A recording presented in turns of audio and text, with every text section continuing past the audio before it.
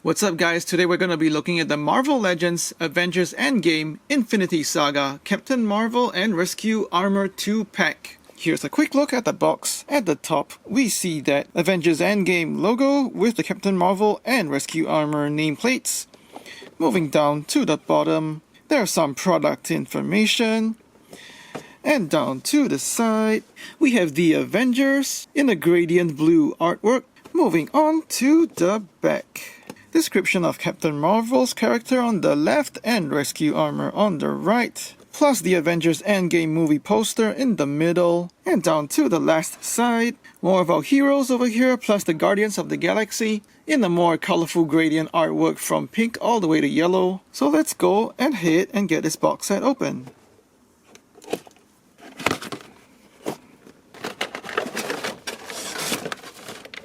Out of the box you can see Captain Marvel over here. She's got two sets of interchangeable hands, the Infinity Gauntlet, and we have the Rescue Armour with two interchangeable hits, her Flight Mode backpack, two blast effects, and the two armor attachments over here. First up, we're taking a look at Rescue's blast effects. They're the standard ones that come with Marvel Legends Iron Man figures, and they're also distorted in the box as usual. These are cast in a clear light blue plastic, and you can also remove the bottom of the flash effect. Unfortunately, the Rescue action figure doesn't come with open repulsor hands, so these blast effects only plug into the holes on the bottom of her feet. So you can only use these blast effects to show Rescue flying or hovering. Next up is her first interchangeable hit. She's got a helmet on with the mask up, and I really dislike this expression on her face. She's got way too much eyeshadow. Her eyes are also painted on really sloppily. She's got that dazed 1,000-yard stare in her eyes. The spray on her cheekbones is also a little too dark, making her look like she's got some dirt on her face. And her lips are also a disaster. The lip color application is so sloppy that it's coming out of the left side of her mouth. So she ends up looking like Joker over here. But aside from the human face, there's a sculpted mask on top that's attached to the top of the helmet. There's black paint in the eye slots. And moving around to the sides as well as the bottom, there's silver paint over here for the rim of the helmet. And also some gold on the back. So this is a cool mask up helmeted hit, but that facial expression is just a big fail. And of course you can pop the head on, but it doesn't look any better. And the next head is a fully helmeted hit. It's the same sculpt as the Rescue figure in the Smart Hulk Build-A-Figure wave. There's silver paint over here, as well as a dark gold paint on the front of the mask. White paint in the eyes. More silver down the sides of the helmet, with some cool sculpting detail all the way down to the back as well. More of the dark gold paint over here. And of course you can pop it onto the figure just fine. Next up is her open up backpack in flight mode. Silver paint on the inside panels to bring out the details. Clearly sculpted holes on the side panels. Two lower panels over here, casted in the metallic looking plastic.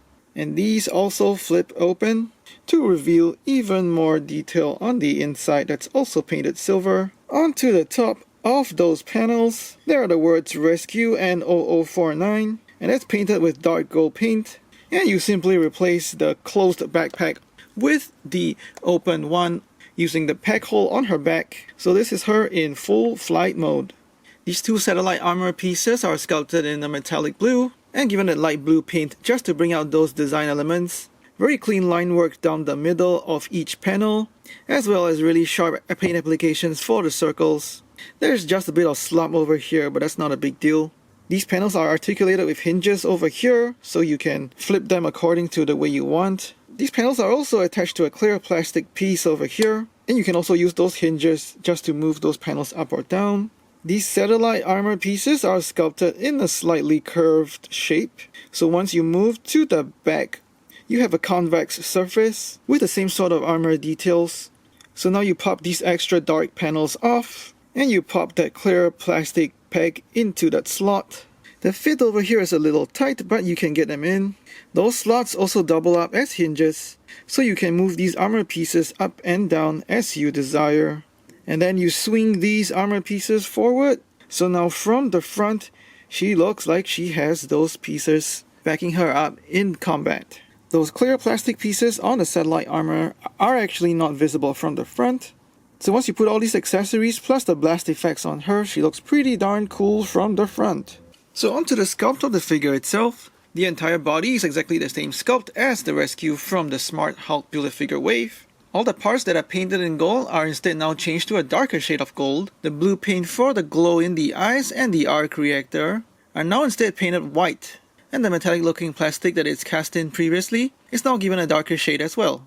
And moving on to the back of the figures, these two strips of silver over here on the top of the backpack are now instead also painted a dark gold. I also much prefer the larger, bolder font for the Rescue and 0049 print compared to the old one. I do like the sculpt of her face. The likeness to Pepper Potts is decent, probably about 70% in my eye. She's got a determined expression on her face. Eyebrows are painted in really neatly. The digital print for her eyes are also really sharply applied. The blues in her eyes really look lifelike. Also really nice sculpting for the nose as well as her cheekbones. I like the more subtle shade of the printing for her freckles on her cheekbones. And she's also given a nice mild tone of pink for her lips. This time also well applied without any bleeding. The sculpt of her hair is also fine. There's a parting over here, and some of her hair is swept to the side. There's also a subtle tan wash on the hair just to bring out the details. On the back over here she also has a short ponytail. Nothing too dramatic in the hair sculpt, but at least it doesn't interfere with the backpack, so you get some articulation out of the head. And over here more of the hair swept to the side. Her neck does appear a little bit long, but I suppose that's because Pepper is skinny, and the armor is meant to hug her body really tightly. Sculpting detail over here for panels in the neck all the way down to her chest. Sharply applied white paint over here for the reactor. The gold paint and the silver paint on the sides of her torso are also really well applied. Moving on to her arms. Sculpted shoulder pad over here, silver details down the side of her bicep as well as near her wrist. Now the paint applications here are not so good. It looks a little messy and rushed. Onto her back she also has sculpting details to show that segments in the armor that fits to the curvature of her body, and you can also pop that backpack off. The top of her back looks a little unnaturally flat, but still has sculpting detail on it as well. Onto her legs, more of that sleek armored panel design, and paint applications just to bring out some of that detail. And finally moving on to her lower legs and her feet, it's all just unpainted metallic looking plastic.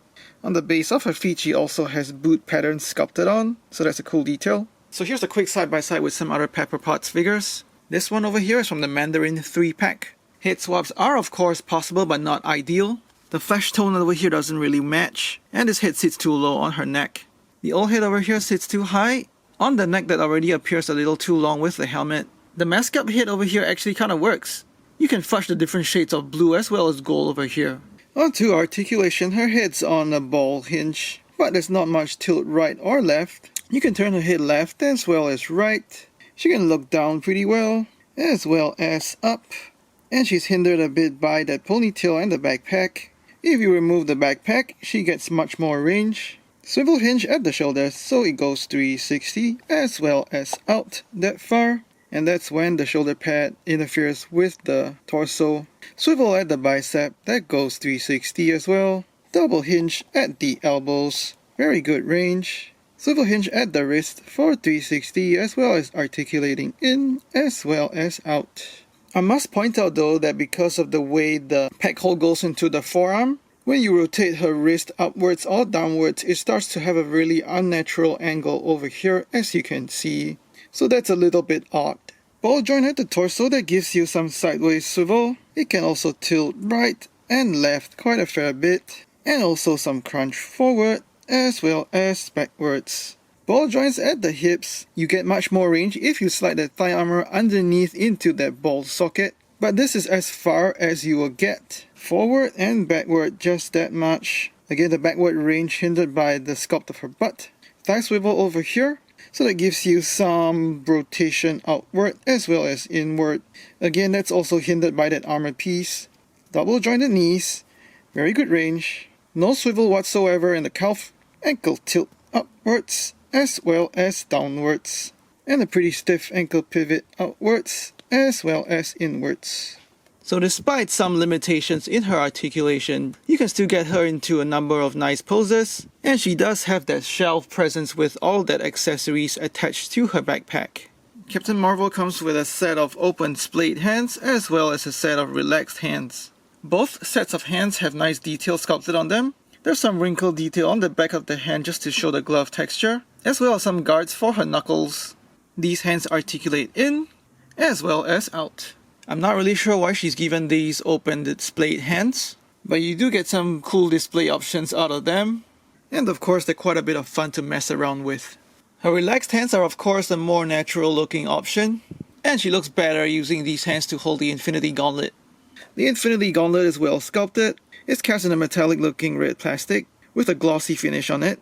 There's black paint over here inside the vents, silver around the wrists, sharp paint applications for all the Infinity Stones, and distinct segments for the fingers. On the inside of the glove, some simple armor detail over here as well as a couple of panels on the palm. And besides Captain Marvel holding the Infinity Gauntlet, you can also pop her hand off and slide the gauntlet up her forearm. It should stay in just simply from friction.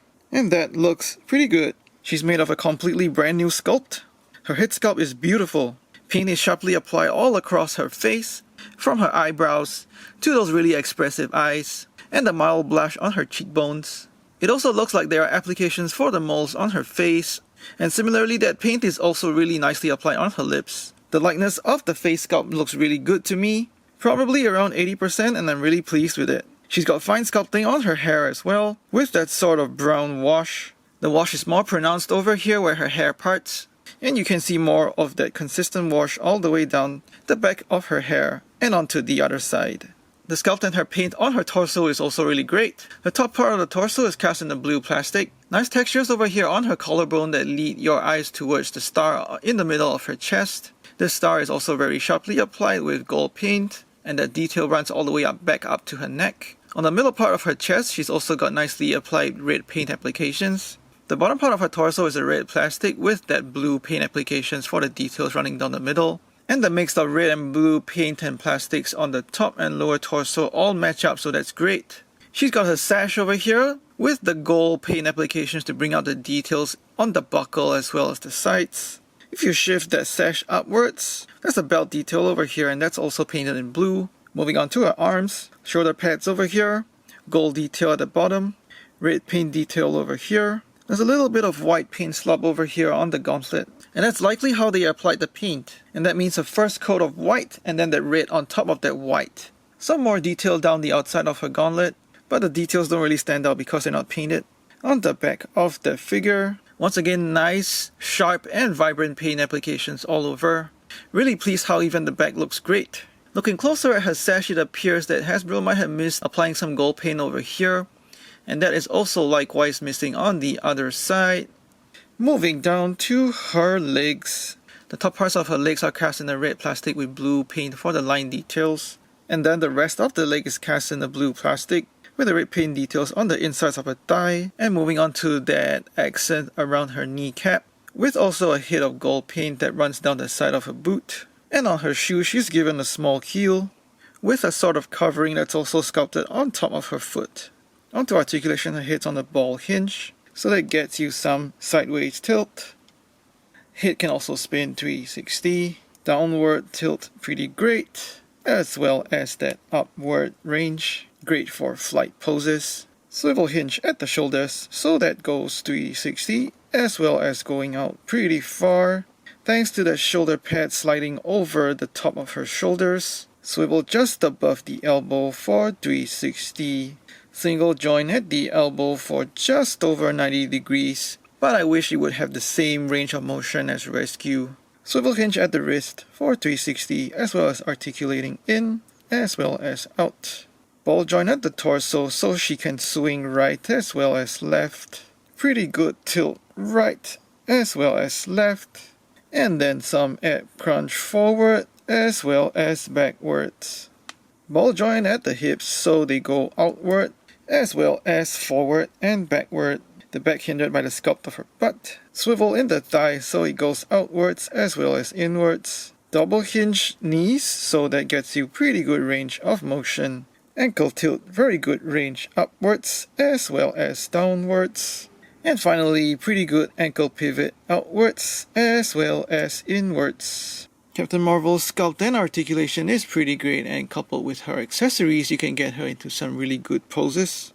The good range in her backward head tilt is also great for getting her into really nice flight poses. For size comparisons, Rescue Armour stands at 6¼ inches or just under 16 centimeters, while Captain Marvel stands at 6 inches, or just over 15 centimeters. For some size comparisons, here's Mandarin and Black Widow, Falcon and the Winter Soldier, the MCU Hulkbuster Iron Man, with Ironheart and comic book Captain Marvel, with modular Iron Man and the 80 Years Hulk, some G.I. Joe Classified series, and some Star Wars Black series. Rescue is a repaint, but there are enough new parts to make this set more than just about Captain Marvel.